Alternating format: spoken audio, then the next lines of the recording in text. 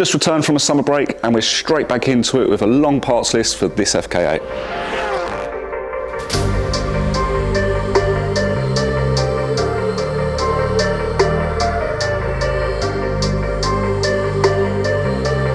As just mentioned, I've just been away in the FL5 Civic, taking it all the way down to the south of Portugal, where we've covered around 3,000 miles over the last 2 weeks. So we've gathered some great data as the car's been fully loaded. We even had the dog in the back. But some of the data that we've managed to capture, engine temperatures particularly, how the brakes and the tyres have been performing under different road conditions, and also different fuel types and heat temperatures through the south where it's got very, very hot. But we're going to be cutting straight back into it and having a look at the FK8 that we've got in today and all the parts that are going to be fitted. It's a lot of aesthetic mods, so I'm looking forward to this one.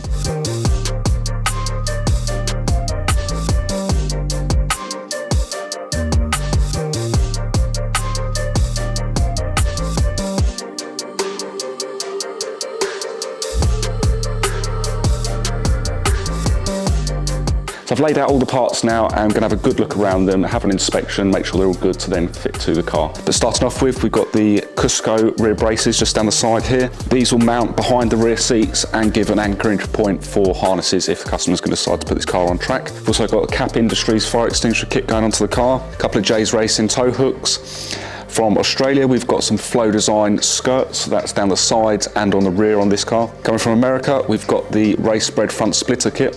We've also got one of the USA front crash bars to fit, as it's a lot stronger and more substantial for us to be able to bolt a chassis mounted splitter onto. So moving over to this side now, we've got some of the APR side vents going on, along with some front canards. We've also got a couple of small bits going on, Acuity cable bushes and a spoon oil cap. We've also got the radium expansion tank that's going to be going onto the car, and we're going to be carrying out a small service whilst the car's here with us. So oil change. We've also got a oil cooler which is yet to turn up. That's from HEL, one of the ducted oil cooler kits. We'll also be fitting a set of our brake lines and replacing the brake fluid at the same time.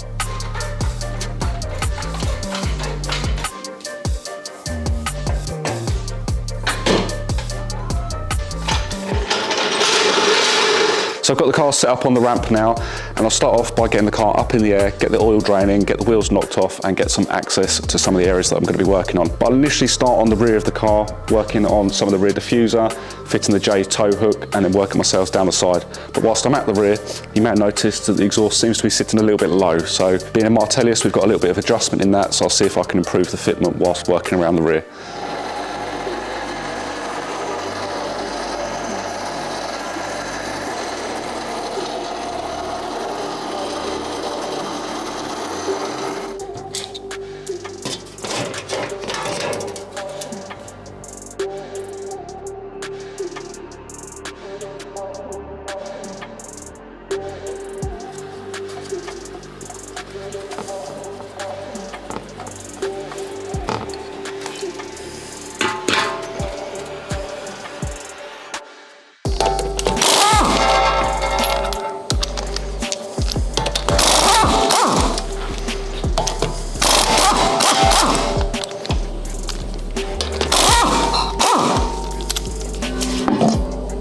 So just finished up on the Flow Design skirts, and they're relatively simple to fit. You just need to drill a couple of holes along the bottom, and then they nut and bolt into place with these little fins just clicking in and having little locators in the plastic already. I did manage to get the exhaust tucked up a little bit tighter, so I think the fitment now is looking good. Also got the J's hook fitted, so I'll move on down to the side skirts now. Similar sort of processes to the rears, drill a few holes, nut and bolt, and we'll have some nice skirts fitted down the side of the car.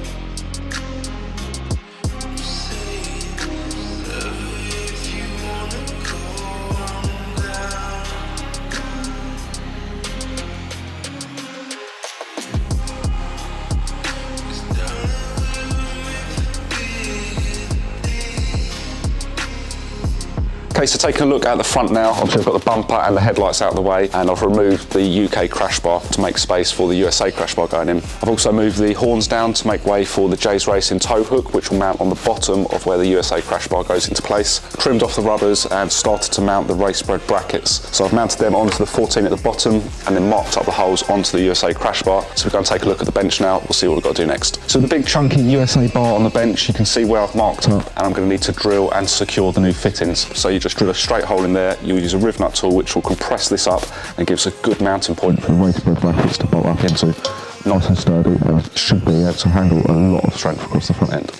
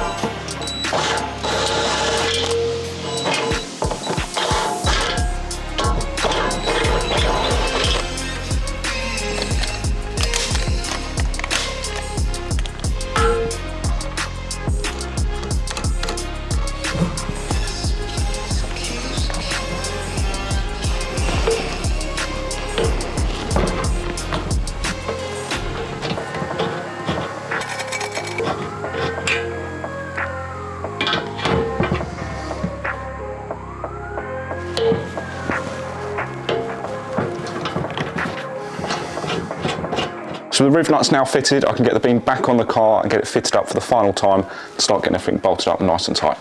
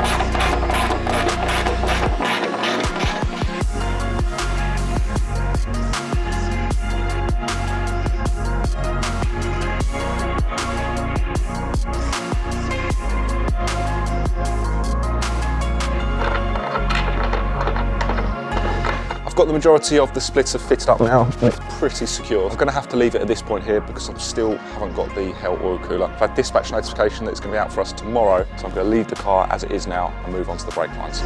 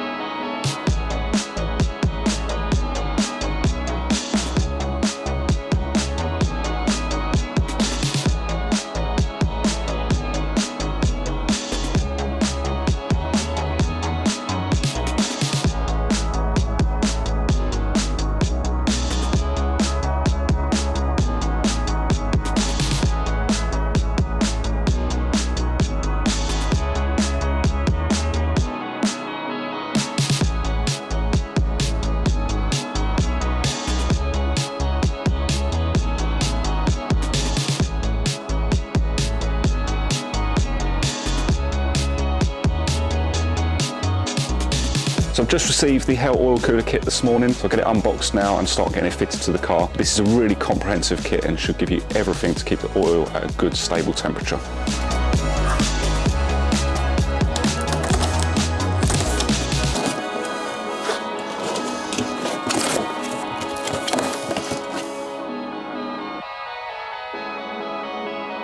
You can see from the ducting here, it's going to utilise the original brake duct and push them air back through.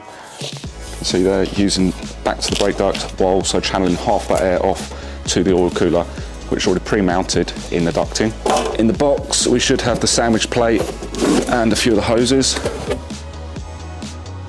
So like I mentioned, it's a very simple 2-hose kit, thermostat plate, and a couple of fixings.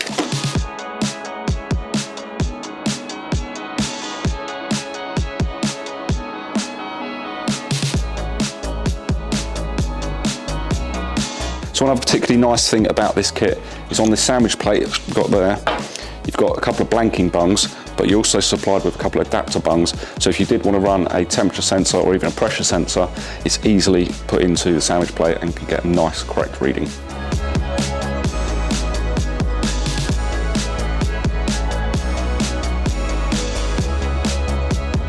I've got the oil cooler loosely mounted up into place now, and I've run into one little issue where the Racebred splitter would usually be secured by this cable that latches onto the new bracket. But unfortunately, with the cooler in place, we're not going to be able to pass the cable around it. It would obviously tug on the front edge, so I will probably cut a hole into the bottom and somewhere around the top here as well to allow the cable to pass through, and then we can still secure the splitter and have the cooler mounted. But whilst the cooler is loosely in place, I'm now going to mark up for the outlet panel on the back of the wheel arch liner. So I'll probably trace around the back of the cooler, find a nice position for this to allow the air to be extracted.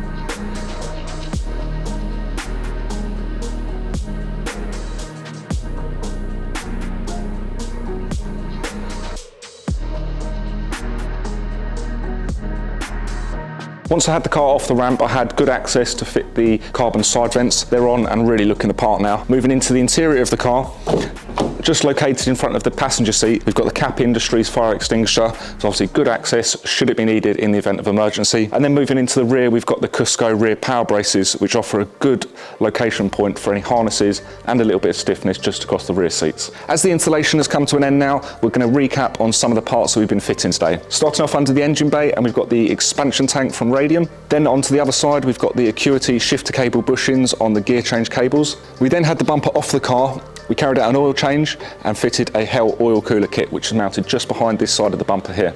Once the bumper was off the car, we were then able to fit the USA front crash bar, which was a lot more of a sturdier bar, and it meant that we could then fit the Racebred front splitter mounts. In fitting the front splitter mounts, clearly we got the splitter on, and it's able now to hopefully produce a lot more downforce. Moving down the side of the car, we've got the APR carbon side vents and the Flow Design side skirts. With the car spun round, you can now see the Flow Design rear splitter and diffuser around the back, along with the J's Racing rear tow hook. Whilst the car was with us, we give the customer a little extra gift, and we fitted some of our silver rear indicator bulbs. Hope you enjoyed watching, because I've enjoyed fitting these parts this week. If you haven't already, please hit the like, share and subscribe buttons, leave us a comment below, and we'll see you next week.